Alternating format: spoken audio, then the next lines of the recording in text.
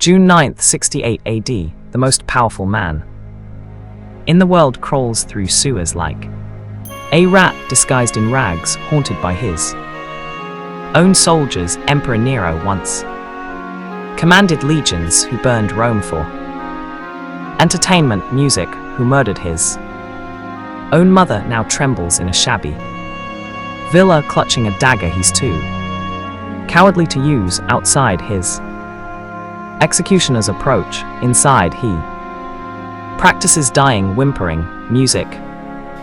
What an artist the world is losing. But the true horror isn't how he died, it's what he became in those final days. Monster realizing he's become prey. Tyrant discovering that absolute power means absolutely nothing when the entire world wants you dead. The descent from God. Emperor to hunted animal took just 18 days, and what happened in those 18 days reveals the most terrifying truth about power. The higher you climb, the more brutal the fall. Before we descend into Nero's nightmare hit that like button, if you're ready for the darkest chapter of Roman history, subscribe and turn on notifications, because this channel exposes the final moments of history's most notorious figures, the moments when they realized everything was lost. You won't believe how the mighty truly fall. To understand the true horror of Nero's final days, you must first understand what he was before the fall. Not just a music emperor, but a god among men, or so he believed. Nero Claudius Caesar Augustus Germanicus became emperor of Rome at age 16 and 54 AD. He inherited the throne through his mother, Agriana's ruthless political maneuvering. She had married the elderly Emperor Claudius, convinced him to adopt Nero as his heir. And then music, according to historical accounts, poisoned Claudius with toxic mushrooms. For the first 5 years of his reign, music, Nero was actually competent ruler, guided by the philosopher Seneca and the Taurian prefect Boris. Young Nero reduced taxes, granted the Senate more autonomy, allowed slaves to bring complaints against unjust masters, and even banned capital punishment. Rome prospered. People loved him, but absolute power, as the saying goes, corrupts absolutely, and for Nero that corruption manifested in ways that would make him one of history's most infamous monsters. The transformation began with matricide. The murder of his own mother, Agriana, had controlled Nero throughout his early reign, making decisions, demanding influence, treating her son as a puppet. By 59 AD, music, Nero had had enough. He tried to kill her 3 times. First with a poison that she developed immunity to through years of prophylactic antidote consumption, then with a collapsing ceiling that she survived, and finally with a sabotaged boat designed to sink and drown her. When Agriana survived, the boats collapsed and swam to shore. Nero abandoned subtlety. He sent assassins to her villa, according to the historian Tacitus. When the soldiers arrived, Agriana knew why they'd come. She pointed to a womb and said, "Strike here," offering her body to the swords, the same body that had given birth to the emperor, who now ordered her deaths. The soldiers stabbed her repeatedly. Nero examined her corpse afterward, commenting on the quality of her body. It was an act so shocking that even in brutal Roman society, people whispered in horror, but Nero music felt no remorse. Instead, he felt liberated. The last person who could control him was gone. Now he could truly be what he'd always wanted to be, not just a music emperor but a god, an artist, a performer whose desires were absolute. What followed was a reign of increasing madness and cruelty. Nero kicked his pregnant wife, Poppaea, to death in a fit of rage. He castrated a boy named Sporus, who resembled Poppaea, and then married him in a public ceremony, dressing Sporus as empress. He married another man named Pythagoras. With Nero playing the role of bride, he regularly performed as an actor and musician in public activities, considered beneath an emperor's dignet. Music, senators to attend, forbidding them from leaving, even to attend to urgent business or family emergencies. During performances, Nero would lock the theater doors. Pregnant women gave birth in the audience rather than risk leaving. Men faked their own deaths to be carried out by their slaves, but most dared not leave, knowing that Nero s spies watch for any sign of disrespect. Those who failed to applaud enthusiastically enough, or who were caught doing faced exile, torture, or execution. Nero's artistic pretensions were matched only by his cruelty. He established a secret police force that arrested anyone suspected of disloyalty. Torture became routine. Executions multiplied. Noble families that had stood for centuries were destroyed on Nero's whim.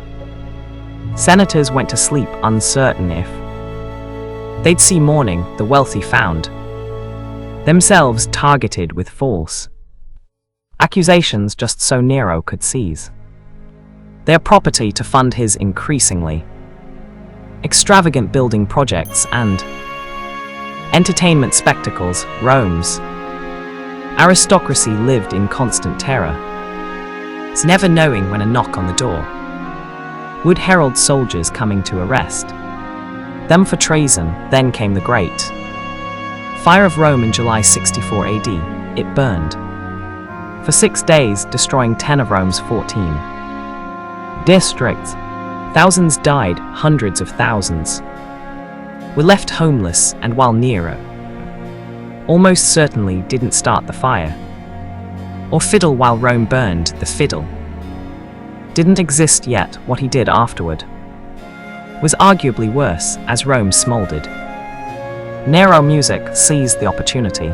He confiscated vast tracts of burned land in the city as heart and began constructing the Doles Aratha Golden House, a massive palace complex covering 300 acres with a 120 ft bronze statue of Nero depicted as the sun god. The palace featured a rotating dining room ceiling that showered flowers and perfume on guests, walls covered in gold leaf and precious music, gems, and a man-made lake where the Colosseum would later stand while Romans lived in refugee camps. Nero built himself a monument to excess that consumed resources desperately needed for reconstruction. The public began to turn against him to deflect blame for the fire. Music, Nero scapegoated the Christians, a small, unpopular sect that refused to worship Roman gods. What followed was the first major persecution of Christians. They were torn apart by dogs in the arena, crucified, and most horrifically used as human torches. Nero had Christians covered in pitch, impaled on stakes, and set on fire to illuminate his garden parties. Tacitus, no friend to Christians, wrote that, despite their guilt as he saw it, people began to pity them because it was felt that they were being sacrificed to one man as brutality music rather than to the national interest. But Nero s cruelty extended far beyond Christians. He ordered the deaths of numerous senators, military commanders, and even celebrated poets and philosophers. Seneca, his former tutor, was forced to commit suicide. Lucan, the brilliant poet, was compelled to slit his wrists. The list of victims grew longer with each passing year. Vicentio Adiro had ruled for 14 years, and Rome was exhausted. Clear's throat. The treasury was depleted by his. The military was demoralized by his cowardice and his habit of promoting incompetent favorites. The Senate despised him for his disrespect and tyranny. The common people who had once loved him now saw him as a mad tyrant who cared more for his own pleasure than their welfare. In March 68 AD, Gas Julius Vindex, the governor of Galliourg, Denis Ruffler, modern France, rebelled. He denounced Nero as a tyrant and called for his removal. Soon after, Galba, the governor of Hispania Music Tarraconensis, Spain, joined the rebellion and declared himself Emperor. Nero's response revealed how detached from reality he'd become. When informed of the revolt, he fainted. When he regained consciousness, he tore his clothes and declared his life was over. Then hours later he was planning fantastical schemes. He would go to Gaul personally and appear before the rebel armies unarmed. Music, weeping, and his tears would move them to repent and return to loyalty, or he would flee to Egypt and live as a musician, or he would have all the senators murdered and burn Rome again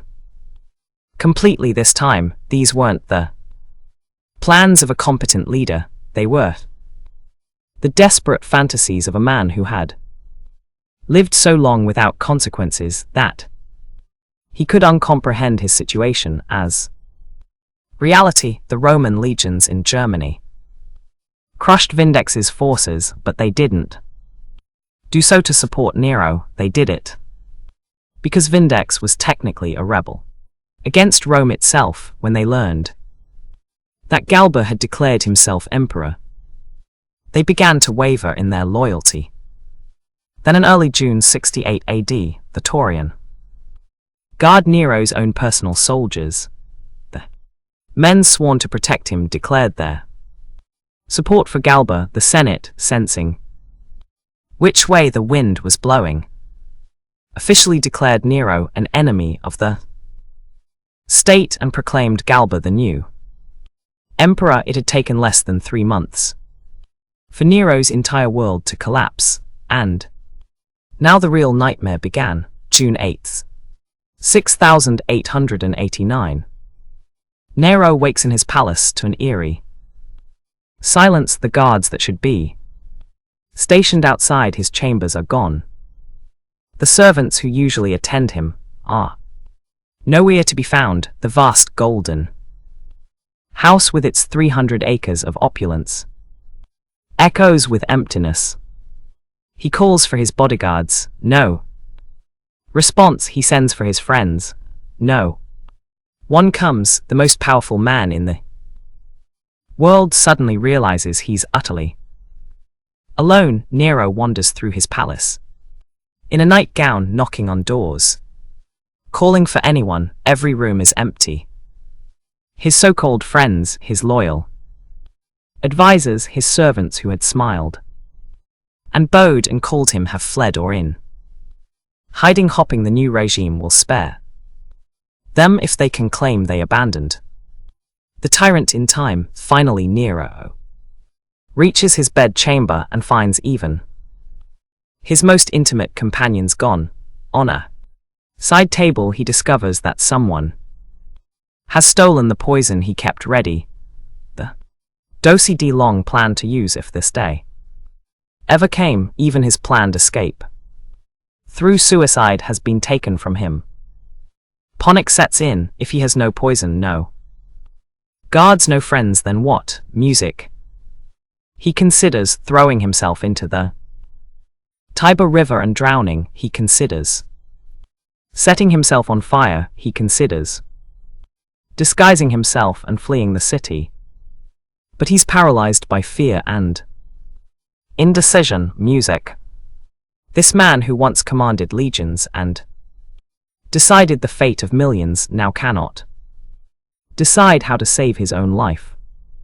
Finally, Finn, a freedman who had once been Nero's secretary, arrives with a desperate plan. Music. He owns a villa about 4 miles outside Rome, between the Via Nemana and the Via. It's modest, hidden, the last place anyone would look for an emperor. Nero could hide there while they figure out an escape plan.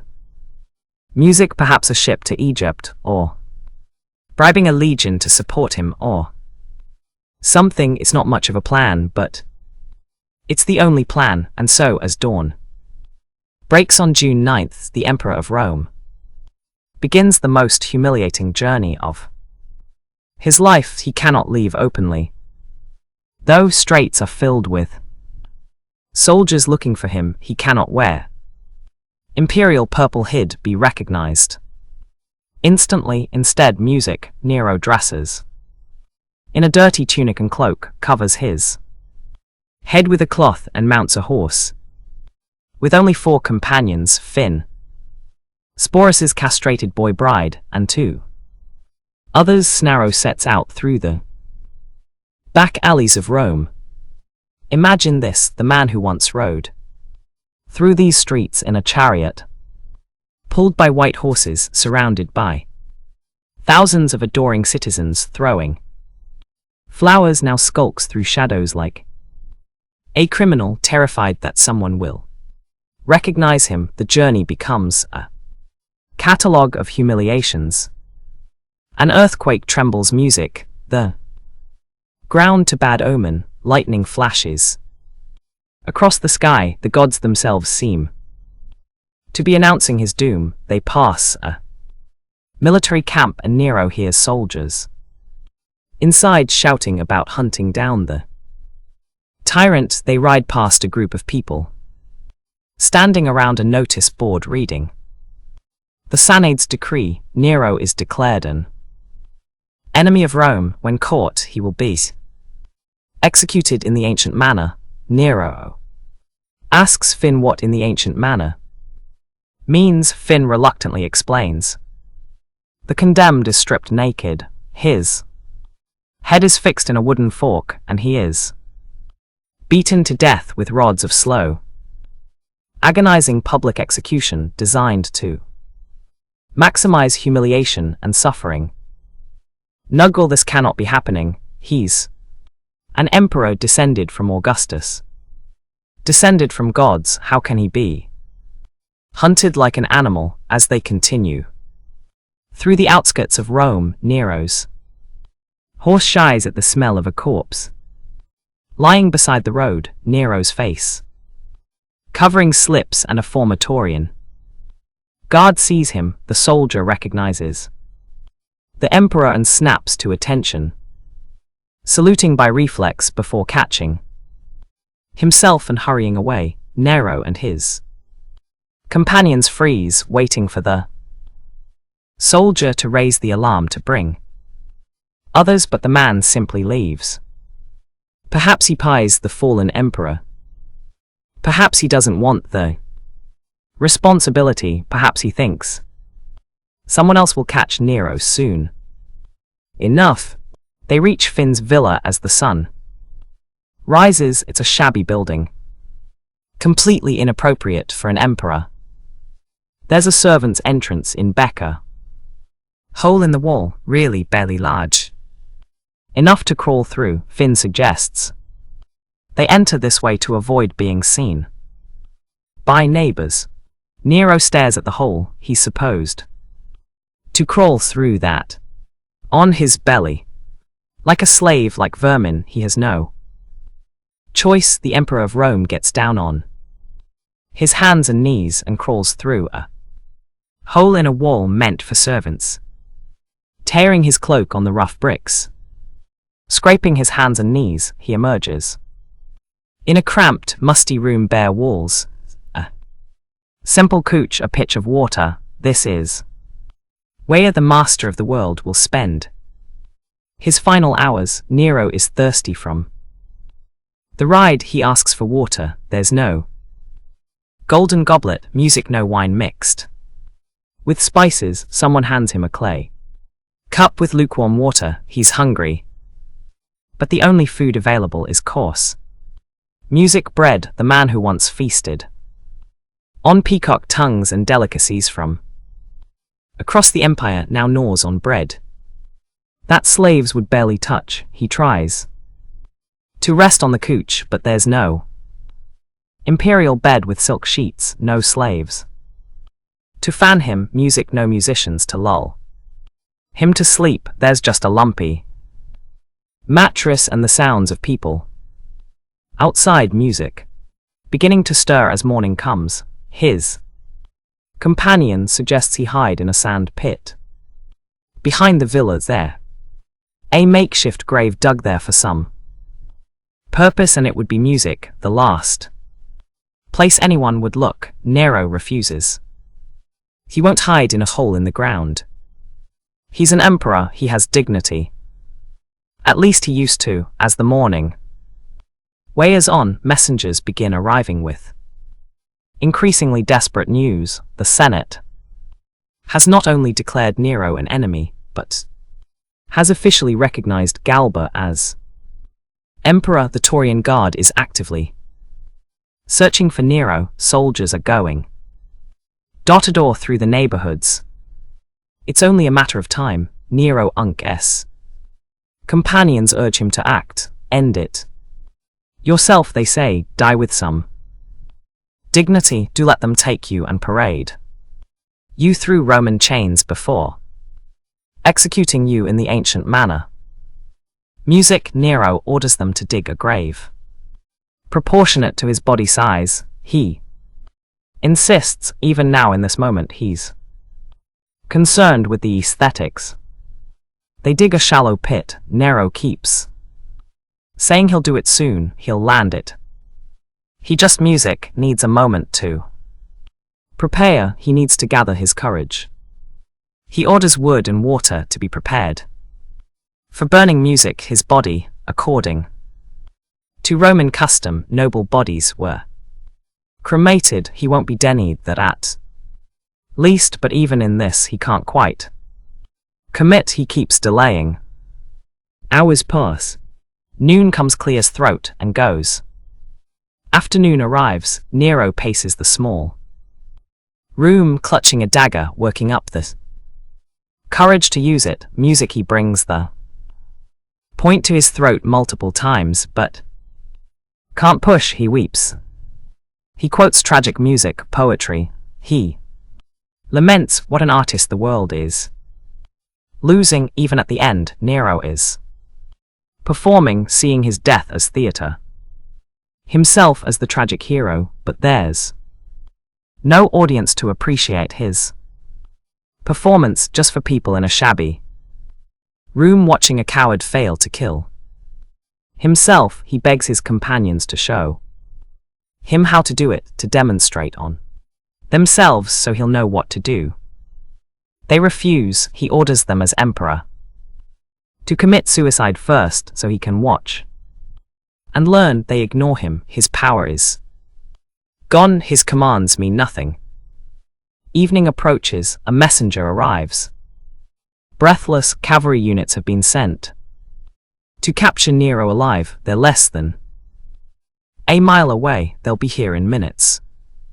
This is it. There's no more time. No more delays. No more pretending this isn't happening. The sound of hoof beats in the distance. Soldiers' voices calling to each other as they search the area. The methodical approach of Nero's executioners grows louder with each passing second. Nero's hands shake as he grips the dagger. He's rehearsed this moment in his mind 100 times since morning, but now that it's here, his body won't obey. The blade. Music trembles inches from his throat. Sweat pours down his face, he's whimpering, sobbing, still unable to act. Epaphroditus, one of his freedmen, sees the cavalry rounding the corner toward the villa. There's no more time in what might be the last act of loyalty Nero will ever receive, or perhaps simply an act of mercy. Grabs Nero's hand, the one holding the dagger, music, and helps drive it into the emperor's throat. Blood sprays.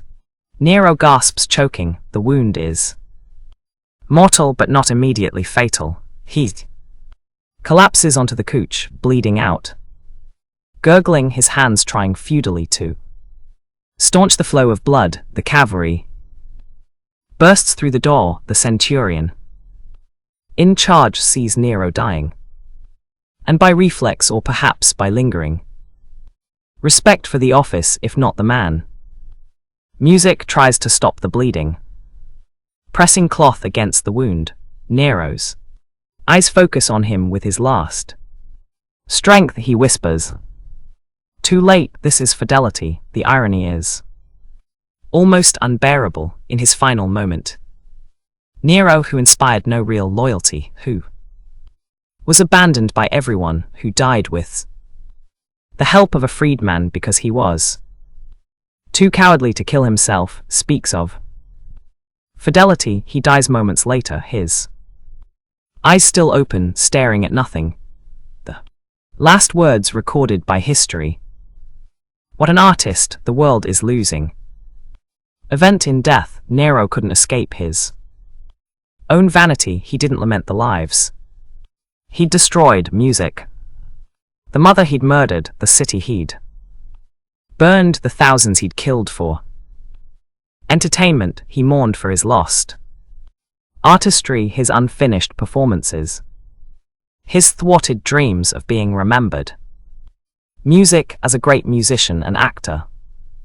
The soldiers wrap his body, roughly no imperial ceremony here, and take it back to Rome. The news spreads through the city within hours. Nero music is dead. The tyrant is gone. The nightmare is over. The public reaction is telling, so rejoiced, decorating their homes with flowers and celebrating in the streets. Former victims of Nero's cruelty wept with relief. The Senate officially damned his memory, ordering his statues torn down, his name chiseled from monuments, his image destroyed wherever it appeared. But surprisingly, others mourned. Some of the common people, particularly those who had enjoyed Nero's lavish public spectacles and games, left flowers at his grave. Some even claimed to see his ghost haunting the site of the Golden House. 4 years afterward, pretenders would appear, claiming to be Nero returned, and they'd gained followings before being exposed and executed. Nero's body was cremated and placed in the family tomb of the Demeti on the Pincian Hill. His nurses, music, Eglo and Alexandria, showing more loyalty in death than most had shown in life, performed the ceremony. The tomb still exists today, though Nero's ashes are long gone, scattered or destroyed during the centuries of Rome's transformation. The manner of Nero's death, the humiliation, the cowardice, the pathetic crawling through holes and hiding in shabby villas became as much a part of his legend as his cruelty. Ancient historians like Suetonius and Cassius Dio recorded every degrading detail. Music ensuring that posterity would remember not just that Nero died, but how he died. Badly, weakly, pitifully. But here's what makes Nero's final days truly horrifying, not just for him, but as a historical lesson. Every single person who had enabled his reign, who had bowed and scraped and called him divine, who had carried out his orders and murdered on his behalf, all of them abandoned Him, the instant music, his power. Wavered power, absolute imperial power. That could command legions and decide the fate of millions evaporated in hours, the entire apparatus of Nero. Rithags, the bureaucracy, the Senate. The friends, music, the lovers, the advisors, all of it was revealed as a house of guards the moment Nero couldn't reward loyalty or punish disloyalty. Loyalty ceased to exist. This is the ultimate terror of tyranny. Music, not what the tyrant does to others, but what awaits the tyrant when the wheel turns. Every person Nero had terrorized, music, every family he'd destroyed, every innocent he'd killed. They all had friends, relatives, allies, who remembered when Nero's protection vanished. So did any reason for restraint. The 18 days between the initial rebellions and Nero's death must have felt like 18 years to him. Every moment he felt his godhood slipping away, revealing the weak, frightened, spoiled man underneath. Every hour brought new evidence that the power he thought was his by divine right was actually just borrowed from people who could revoke it whenever they chose. In those final days, Nero experienced what all his victims had experienced: the terror of being hunted, the helplessness of having no one to turn to, the desperation of knowing that death is coming and being unable to stop it. Except his victims had often been innocent, while Nero had earned every moment of his suffering. The legacy of Nero's final days extended far beyond his own death. The year of the 4 emperors fell under brutal civil war as Galbahutho, Vitellius, and finally Vespasian fought for control. Rome nearly tore itself apart. Tens of thousands died in the fighting.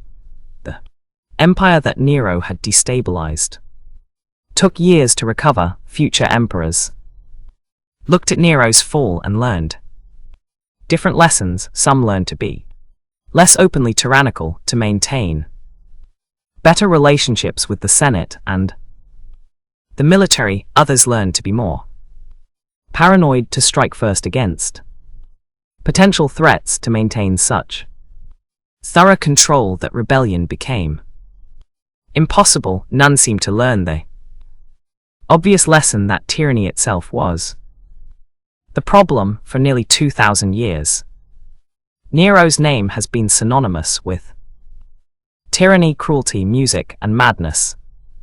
When people invoke Nero, they invoke a figure of ultimate corruption, someone who had everything and used it for evil, someone whose power only amplified his worst qualities rather than ennobling him. Recent historians have attempted to rehabilitate Nero somewhat, pointing out that some ancient sources were biased against him, that some of his crimes may have been exaggerated, that he had some positive qualities and policies, and they as truth to this history is written by winners, and Nero's successors had every reason to make him look as bad as possible. But even the most generous reassessment cannot escape certain facts. Nidato killed his mother, his wife, his stepbrother, his former music teacher, and countless others. He persecuted Christians with horrific brutality. He plundered the empire's wealth for personal aggrandizement. While people starved, he ruled through fear and terror. And when the consequences of his actions finally caught up with him, he revealed himself as a coward who couldn't even execute his own suicide without help. The final horror of Nero's story isn't supernatural or fantastical. It's the very human horror of watching someone with unlimited power use it for unlimited evil, and then watching that Power reveal itself as nothing but illusion the moment people stopped believing in it. Nero's final days teach us that power without legitimacy is just violence, and violence eventually turns on its wielder. They teach us that the flatterers and immen who surround tyrants will abandon them the moment it is convenient. They teach us that cruelty creates enemies who remember, and that bills eventually come due. Most of all, Nero's agonizing final days music teach us that the fall from power is proportionate to the heights of that power. The man who had made himself a god died like a frightened animal.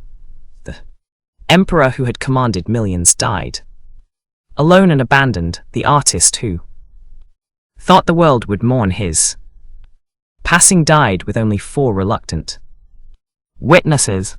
June 9th, 68 AD, an emperor dies, whimpering in a shabby villa, too cowardly to even kill himself without assistance. The man who killed his mother, music, burned his city, and terrorized an empire for 14 years, spent his final 18 days learning what his victims' music already knew, that absolute power means nothing when everyone wants you dead. But here as the question that should haunt you: how many modern leaders are repeating Nero's mistakes right now? How many are using power to serve themselves rather than those they rule? How many are creating the conditions for their own eventual fall? History doesn't repeat, but it rhymes, and the pattern of Nero's folly, isolation, the paranoia, the delusion,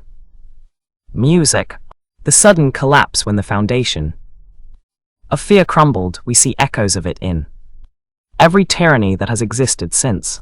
If this deep dive into one of history's most horrifying downfalls has impacted you, then I need you to take action.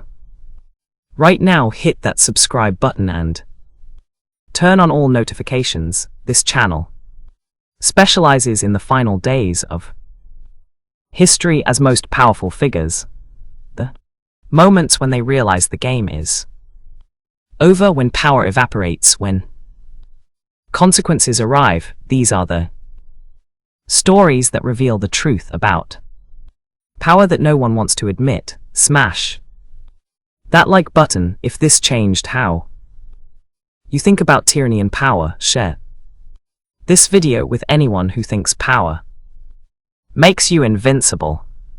Show them what happens when the mask slips and the emperor is revealed as just another frightened human. Leave a comment answering this question. If you had been one of Nero's companions in that villa on his final day, knowing everything he'd done, would you have helped him die, left him to the soldiers, or something else? There's no right answer, but your answer reveals something about justice, mercy, and human nature.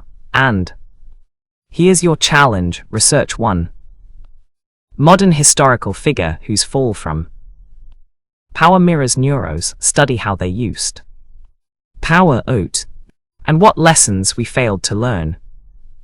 Because the horrifying truth is that we keep creating new Nero, and we keep acting surprised when they fall the same way. Next week, the last hours of Maria Antoinette, from queen to widow's gap. Discover what the French queen faced in her final days before the guillotine, and why her execution changed the nature of revolution forever. Remember, those who don't learn from history are condemned to repeat it, and the lesson of Nero's final days is crystal clear: tyranny always ends in terror for the tyrant. Always, always. The only question is when and how far the mighty fall. Subscribe, like, comment, share, and never forget: every tyrant's reign has a final day. Every emperor eventually crawls through That hole in the wall, every god reveals himself as mortal until music next. Time, question everyone who seeks power. Without accountability, because somewhere another Nero is rising and we have the chance to stop the cycle before the horror begins. The artist may have died, but the lesson lives on. Make sure you learn.